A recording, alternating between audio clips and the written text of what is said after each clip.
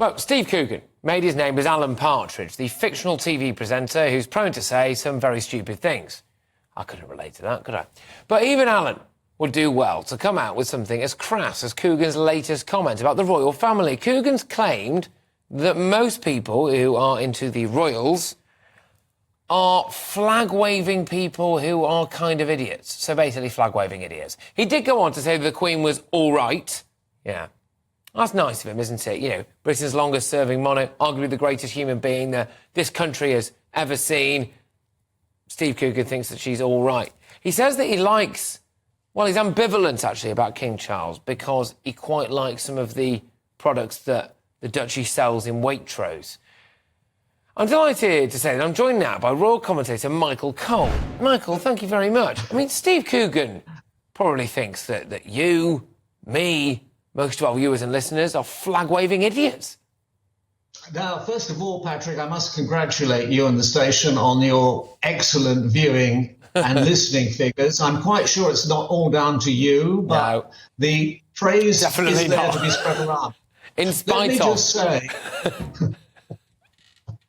I observed wildly cheering, enthusiastic crowds from Saskatchewan in North Canada down to Christchurch in New Zealand, throughout the whole of the Caribbean, cheering the Queen. And what I felt they were doing, actually, was celebrating the fact that they're lucky enough to live in a constitutional monarchy, each of them a liberal democracy, ruled under the rule of law, where they can say anything and think anything and come out on the streets and welcome a monarch, as she was then and for 70 years, who was there by their invitation, because any country in the Commonwealth can decide to become a republic or to have a different form of government, but they don't, because they see the value in having a constitutional monarchy, which I've always felt is our best defense against extremism and dictatorship,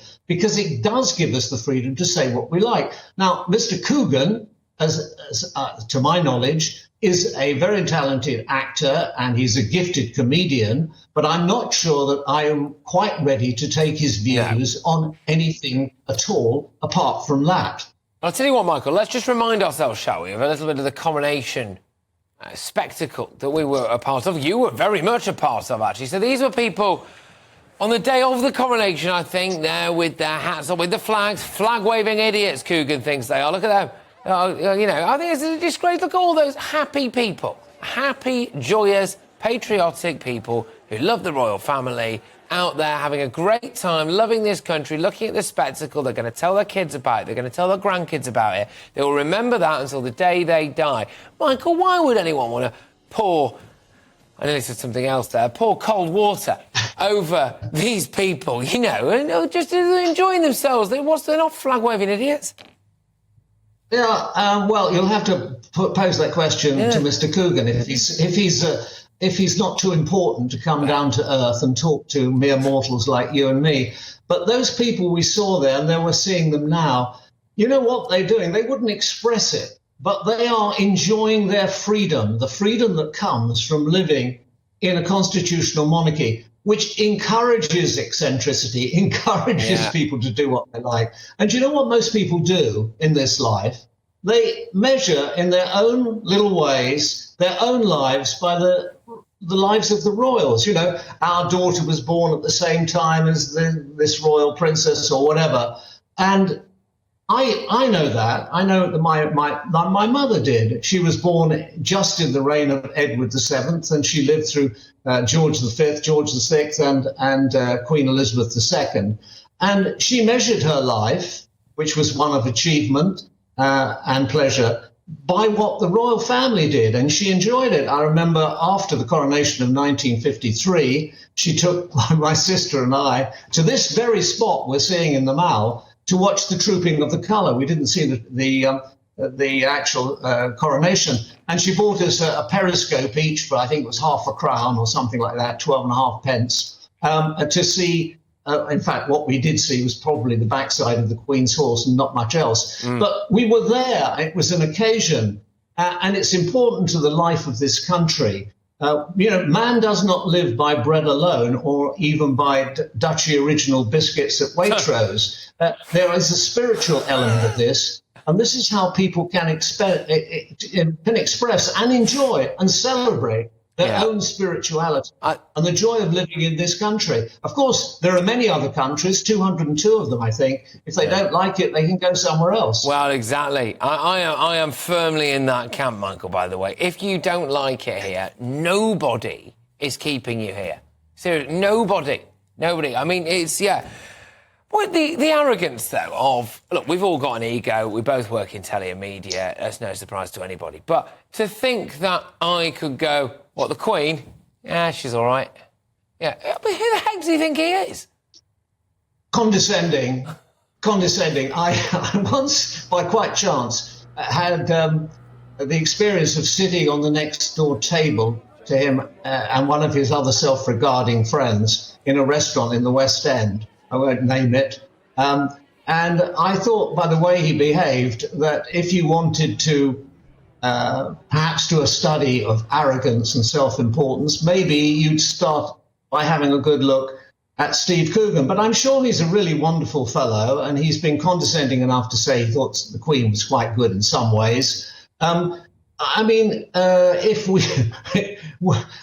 he was to stand for president, do you think we'd get any votes? Would he get any votes? The thing is, it's a real shame, right? It's a real shame because I think I'm a big fan of Alan Partridge, big fan of quite a lot of what Steve Coogan's done. It clearly has, or maybe had at one point, a great comedic mind and a lot of attributes and skills and all of that stuff. And I got a huge amount of joy out of that. I think you hear them pipe up about things and whether or not they're a Jeremy Corbyn supporter or whether or not they say stuff like this about people that I really like. I like the people who were lining up on the Mall and camping out for days, and I was there with them, chatting to them. They're my people, right? And someone's got the flag-waving idiots. Absolutely.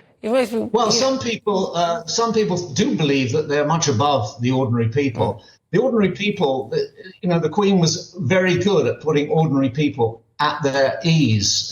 She was, in that sense, she was almost classless because she was above class. And she was great at doing that with her sort of, have you come far, and how interesting and so on. But she did that. And she loved the people. She always rather enjoyed it. And when they started doing the royal walkabouts, which was in her Silver Jubilee of 1977, she really got into it and wanted to do more.